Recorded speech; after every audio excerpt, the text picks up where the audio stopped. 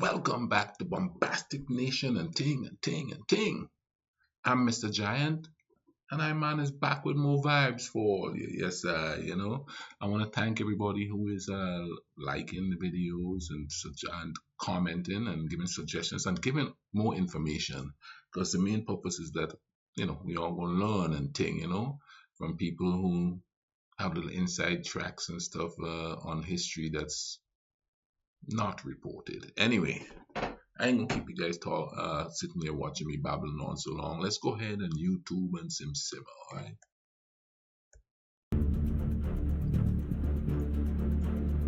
By 1812, Napoleon's French Empire had 250,000 troops stationed in Spain, bogged down in a war that seemed to have no end.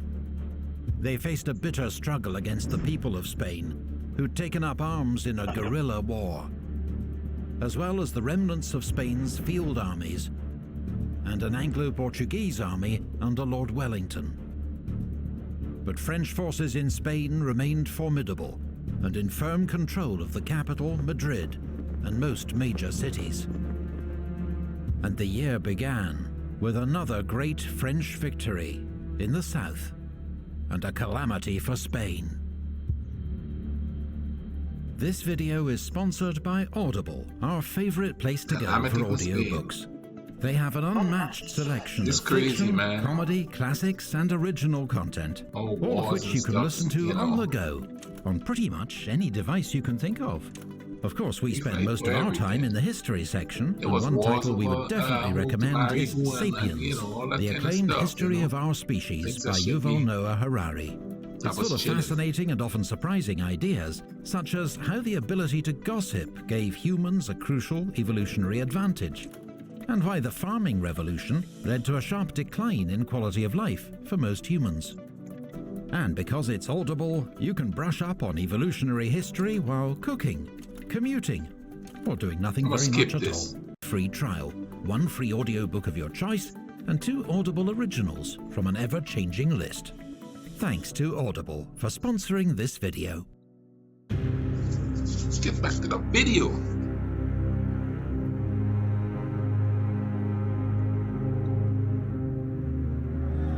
Spain and Portugal would become a graveyard, not just for young French conscripts, but for the reputation of some of France's most famous generals.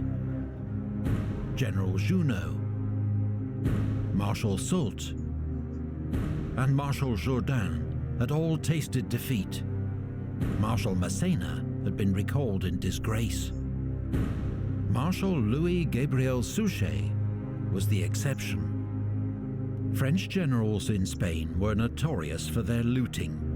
Soult, based in Andalusia, was probably the worst, reckoned to have stolen 1.5 million francs worth of art from Spanish monasteries and churches. You've been doing this for ages. As governor of Aragon, Marshal Suchet behaved very differently. He enforced strict discipline on his troops, punishing any who tried to steal or extort money from the Spanish, while treating local authorities with respect. He combined this hearts and minds strategy with ruthless military action against the guerrillas and was able to establish firm control of Aragon. In June 1811, after a particularly... You see, that's the way to go. You can't just go into somebody's place and ruthlessly try to get them to do what you want and expect them not to revolt or fight back. It's not going to happen. They're going to fight back. It might take a while. It might happen right away, or it's going to be years of just scrimmaging and carrying on. It happened in South America. It's happened in Africa. And in these times too, it happens. But if you treat people with respect and thing, sometimes you get stuff done.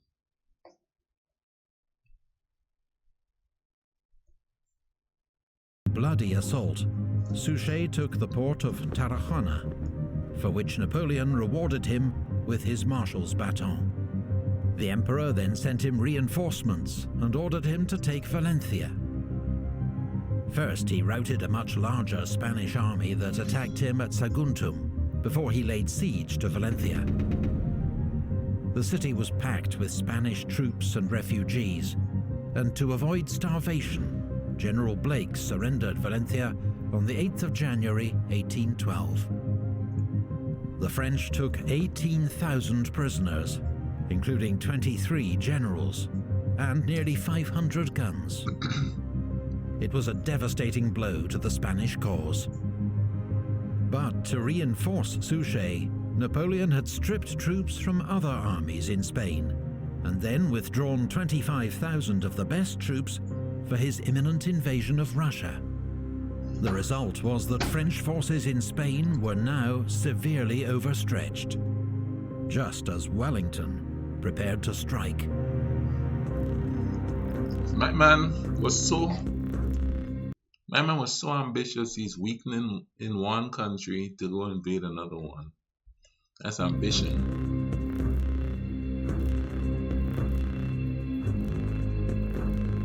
Spanish guerrillas kept Wellington well informed of French movements, and learning that the forces facing him in western Spain had been much weakened, he decided to go on the offensive, to strike a blow before the French could concentrate against him. On the day that Valencia fell, he laid siege to Ciudad Rodrigo on the Portuguese-Spanish frontier. Eager to take the city before Marshal Marmont could march to its relief, he ordered an assault after just 10 days. It succeeded, though Major General Crawford of the Light Division was among 300 killed. Wellington then marched south to besiege the much more strongly defended city of Badajoz. It's just war. An assault was made on the night of the 6th of April.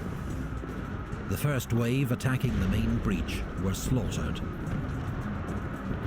But what was supposed to be a diversionary attack on the city's castle with scaling ladders succeeded, and the city soon fell.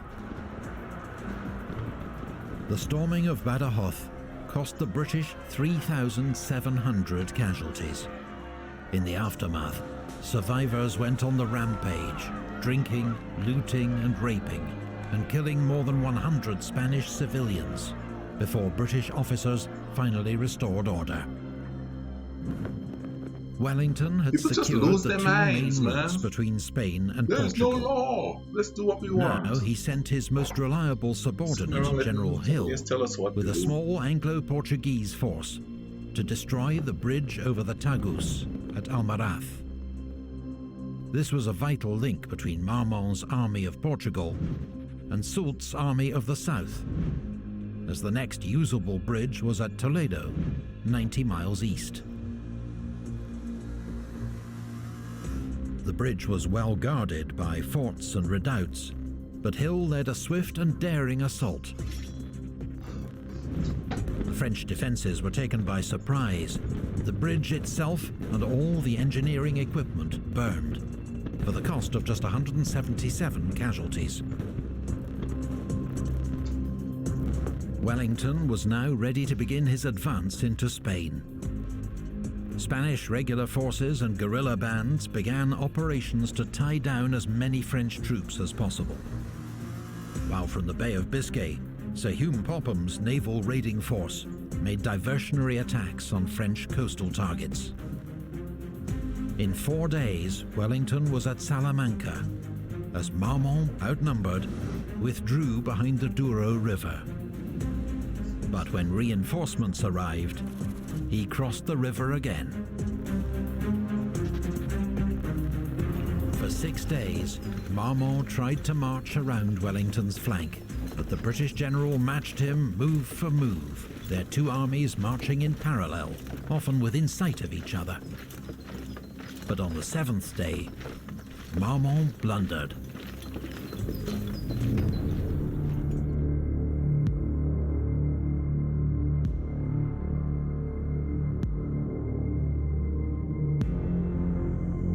On the morning of the 22nd of July, Wellington's army occupied high ground 4 miles south of Salamanca. Man, Marmont was not interested in a direct assault. He still sought to outflank Wellington, threaten his line of retreat to Portugal, and force him to fall back. Around 8 a.m., the French won a dash for a hill known as the Greater Arapil, which Marmont made his observation point. The French army began to swing round behind him.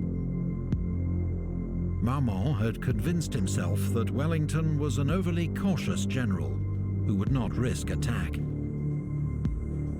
The hills hid most of Wellington's army from view, and when Marmont saw dust clouds to the west, he assumed it was Wellington's baggage train leaving Salamanca, beginning their retreat.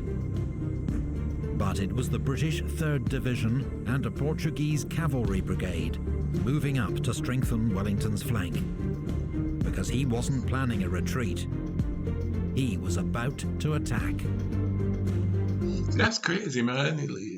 You gotta use nature to figure stuff out back in the day. You know what I mean? They saw the clouds, you know, from the horses coming from a distance and thing. At least that's how I understand it. So that other general, Wellington, probably thought if he see that, he's gonna be thinking one thing, but not what I'm really doing. That's got a lot of thinking to do to get that stuff going. It's kind of cool in one way, seeing the times we live in with all the technology. It's kind of cool. You have to know nature. I mean, you do now, but you know, to see that and go, somebody's coming.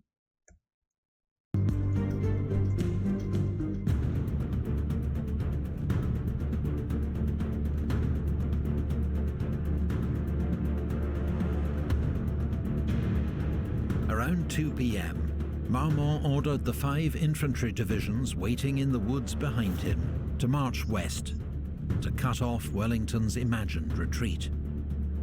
General Mokoon's 5th Division, in the lead, stopped to engage what was presumed to be the British rearguard in the village of Los Arapiles. General Thomier's 7th Division continued west past it. Wellington watched as the French left flank that's crazy because strong. You know the people passing behind them have to hear that war going on, and knowing they're going past it, but they're going to confront something in the present. I wonder if the soldiers in there thinking about the people, you know, not knowing them, but thinking about, man, people are dying over there, and I'm going to be into something like that soon. I guess they will. That would be human nature.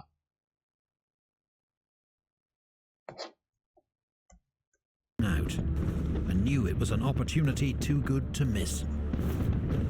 He galloped 3 miles across country to the 3rd Division to give the crucial orders in person. Many of his staff officers struggled to keep up. On arrival, he instructed the division's commander, his own brother-in-law, Edward Pakenham, to attack and drive everything before him.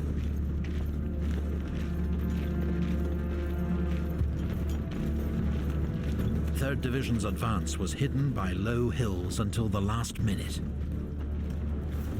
Thomier's division was caught completely unawares and shattered by the assault. Thomier's himself was killed, half his division killed or captured, the rest soon put to flight. At this crucial moment, Marshal Marmont was hit by a British shell and carried from the field seriously wounded. His second-in-command, General Bonnet, was himself wounded an hour later, so command passed to General Clausel. 45 minutes later, the British 5th Division attacked, supported by 2 Portuguese brigades and General Lemarchand's dragoons. The French saw the cavalry coming and formed square, but were hit first by the British infantry, who unleashed a close-range volley, then charged with the bayonet. The French were routed and charged down by Lemarchand's cavalry. French 6th Division was caught up in the collapse. Lemarchand himself was shot from the saddle, but his brigade had helped destroy 8 French battalions and capture 2 Eagles. Wellington's echelon attack continued as Cole's 4th Division advanced in the center. But Pack's Portuguese brigade was thrown back from the Greater Arapil, and the whole division was soon falling back in disorder. Despite the devastation of his army's left flank, General Clausel decided to launch an attack on the Lesser Arapil, the hinge of Wellington's position. If it could be taken, he might still snatch victory from the jaws of defeat. But the French advance was met by fresh troops of Clinton's 6th Division, who poured volleys of musket fire into the French columns. They began to fall back. The French army had lost the will to fight on, its soldiers streaming away into the woods behind them. General Ferré's 3rd Division mounted a brave rearguard action to buy the rest of the army time to escape, but it... That's another thing. When you have to retreat like that, do you think you're retreating for another day? Especially in that situation, or are you retreating just to survive? You know what I mean? Just to get out of there, because, I mean, look, they're just running now. Imagine the fear, trying to get away. And if you're hurt too, because more than likely a lot of people are hurt there because it's like bayonets and knives and close combat. You know what I mean? Can't imagine having to retreat like, well, yeah, I kind of sort of, but not at this scale. Faced a hopeless task. It was soon outflanked by the British 5th Division, and Ferré himself was killed. Only General Foy's 1st Division escaped in good order. With darkness falling and his army exhausted, Wellington called off the pursuit. I bet that was some relief for those fellas.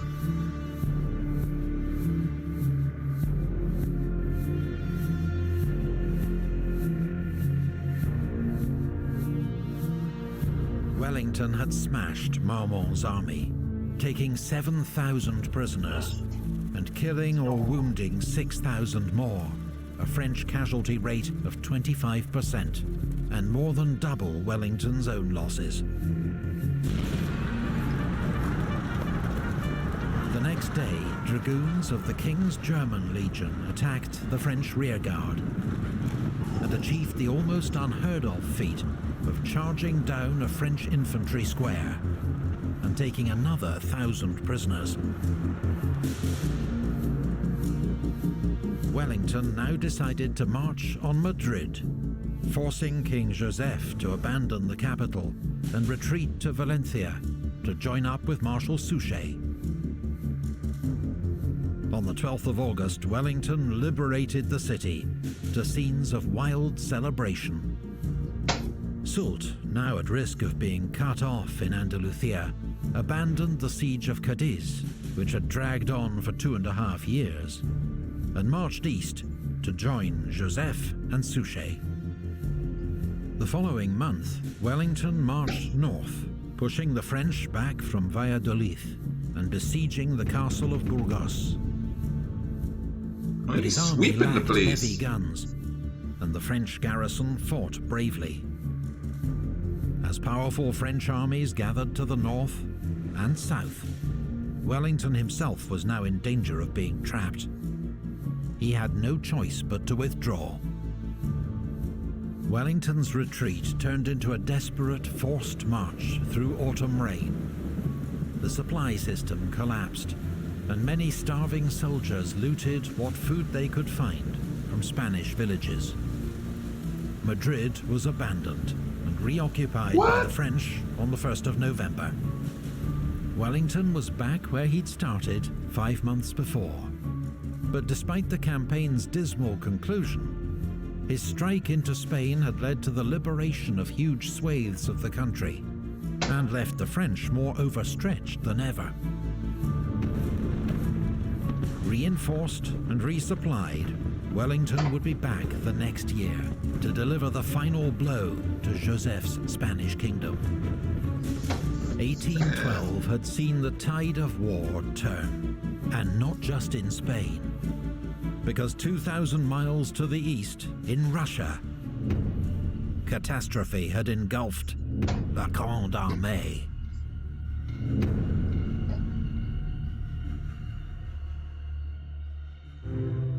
Thank you. Man, that was pretty nice to learn. Not nice that it happened, because I man don't like that war thing, you know what I mean? Man, thank you all for watching this with me. I'm Mr. Giant, as you know what I mean? Giant vibes are going on here. And hope you guys having a good weekend and thing. Hope you guys enjoyed watching this with me. I'm gonna leave a link in the description to this video. Go check it out. Check out that channel. See what they have going on there and thing.